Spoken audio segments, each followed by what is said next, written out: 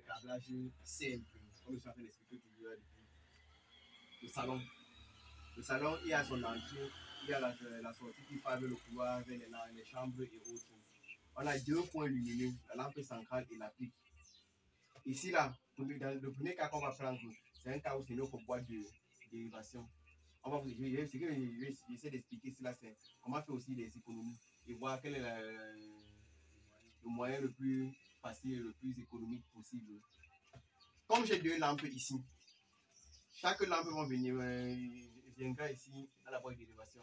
Ça fait une ligne et voici l'autre ligne pour la pique. Ça veut que si ça me fait deux gaines déjà qui doivent partir là-bas. Par contre, toujours pour le même circuit de lampe, si je peux tout simplement tirer une seule ligne qui vient ici à la lampe centrale et je raccourcis ça par ici, de la lampe centrale pour descendre à la pique. Mais c'est pas éloigné, je vais prendre seulement une ligne droite et puis je descends juste un peu. Ça me fait gagner en gaine et aussi en câble parce que le nœud qui va venir, c'est un seul nœud qui va venir dans le cas de celui-ci. Par contre, si je vais tirer chacun sur sa ligne pour venir sur la bonne élévation, je vais tirer deux nœuds. Le premier cas de figure, on va prendre deux câbles par gaine, comme ceci, si je prends le premier cas de figure. Mais le deuxième cas de figure me prend dans la première gaine, je vais avoir trois câbles et dans la seconde, je vais avoir deux qui viennent ici dans ma voie de dérivation. Là, j'ai fini avec les lampes. Maintenant, l'interrupteur, le boîtier qui est à l'entrée, on commence à l'entrée du salon. De l'autre côté, à l'extérieur, on a le bouton pour la sonnerie. C'est que j'ai une seule gaine que je quitte encore pour venir ici. Je ne vais pas tirer la gaine du bouton pour envoyer au coffret et tirer la gaine du va-et-vient pour envoyer à la boîte d'élévation. J'envoie une seule gaine. Ça peut être une gaine de 20, ça peut être une gaine de 25 maxi. Maintenant, dans ça, maintenant, il y a deux cas de figure ici là pour travailler. Je peux avoir un cas de figure où les câbles du bouton poussoir et de l'interrupteur sont séparés. Donc, comme c'est à l'entrée, c'est un simple va-et-vient. Et le bouton poussoir, j'ai mon bouton poussoir qui prend deux fils. Donc, j'aurai deux fils du bouton poussoir et trois fils du va-et-vient. Ça me fait 5 fils que je vais envoyer dans la gaine là. D'abord, ça c'est le premier cas de figure. Maintenant, le second cas de figure, au lieu d'envoyer 5 fils, je vais envoyer 4 fils. Il les partage la même phase. Le bouton poussoir a besoin de la phase et du retour. Donc, j'envoie une phase qui va venir à l'interrupteur et puis je vais faire le pont. Comme ils sont dos à dos, là, ils sont côte à côte, je vais aussi faire le pont pour aller au bouton poussoir. Tout ce qui va me rester à sortir maintenant, c'est le retour du bouton poussoir pour la sonnerie et les deux navettes. Ça, c'est le premier cas. Maintenant, les deux boîtiers qui sont à la sortie du salon pour aller dans les chambres au couloir et autres. J'ai deux boîtiers. Le premier boîtier prend le dismatique. Le dismatique, si je peux aussi quand même carrément directement l'envoyer au coffret. Ça, c'est un cas de figure. Comme je peux mettre, parce que si je vais l'envoyer comme ça, ça fait deux gaines. Une gaine qui va du coffret pour venir là, et l'autre gaine va quitter de la boîte d'élévation pour venir là. Maintenant, si j'ai envoyé une seule gaine qui vient ici à la boîte d'élévation, dans la gaine là, je dois tirer les câbles du dismatique. Parce que après, je vais les récupérer. Parce que après, quand je vais tirer l'alimentation de la boîte là, parce que l'alimentation du coffret va envoyer une alimentation à la boîte d'élévation là. En tirant ça, je vais récupérer les dismatiques à l'intérieur. Maintenant, comme j'ai mon dismatique et j'ai mon double va-et-vient, dans mon double va-et-vient, là, il y aura un côté qui sera commencé à gérer le va-et-vient de la lampe centrale et l'autre côté va gérer le simple allumage de la lampe de la pique. En principe, je peux tirer 5 fils aussi là-bas. Donc, 3 fils pour le va-et-vient et 2 fils pour le simple allumage. Parce que 2 fils pour le simple allumage, j'aurai la phase et le retour. Et maintenant, les 3 fils du va-et-vient vont venir ici. Là. Comme ici, je vais aussi tirer. Et puis, si je prends peut-être le cas où j'ai tiré 3 fils pour lui, c'est là-bas. C'est ici là qu'on va voir comment câbler, maintenant affecter le retour des lampes et la phase.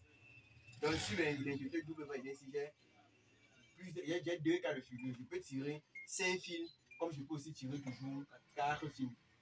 Dans les 4 fils là, j'aurai mes deux navettes. J'aurai la phase qui va faire le pont avec l'indicateur du simple allumage. Et j'aurai le retour de la pique. Ça me fait 4 fils. Et maintenant, si j'ai envoyé la phase ici d'office, je vais tirer, je suis obligé de tirer 5 fils. Parce qu'il doit tirer ces 3 fils à part. Mais si j'ai envoyé la phase ici, je serai obligé de tirer 5 fils. C'est un peu le jeu. Si ici j'ai tiré 4 fils, ici je vais tirer 5 fils. Si ici j'ai tiré 4 fils, parce que j'ai envoyé la phase ici je vais tirer 5 fils. Donc 3 pour le va-et-vient et 2 pour le simple allumage. Mais si ici j'ai tiré 4 fils, parce que j'ai envoyé la phase ici, si ici j'ai tiré 5 fils, je n'ai pas envoyé la phase ici. Ici là je peux tirer 4. je vais tirer 4 ici là parce que je vais envoyer une phase commune. Ça me permet d'économiser le câble. Ici, je peux économiser le câble sur la distance ici, comme je peux économiser le câble ici sur la distance ici. Maintenant, ça monte aussi de juger. Si je vois que le boîtier ici pour la boîte d'élévation, c'est plus long que peut-être du boîtier ici pour ici, je peux envoyer ma phase. Je peux envoyer ma phase ici. Ça me limite un câble de ce côté. La distance du câble ici sera plus longue que celle-ci. Voilà un peu le. Ah, c'est le premier cas de figure. J'utilisais les boîtes d'élévation. Maintenant, l'autre cas de figure, c'est que je ne veux pas utiliser les boîtes d'élévation. Je vais passer directement dans le coffret. J'ai mes deux lampes ici. Comme ça, tu vois, même, on peut l'avoir dessus le côté même du coffret. C'est toujours une boîte d'élévation. Les deux lampes ici, si je me rends compte que je peux facilement faire un chemin comme ça, que d'envoyer les lampes ici directement ici à la boîte d'élévation, ça peut facilement faire un chemin et descendre au niveau de l'interrupteur qui est ici à la sortie.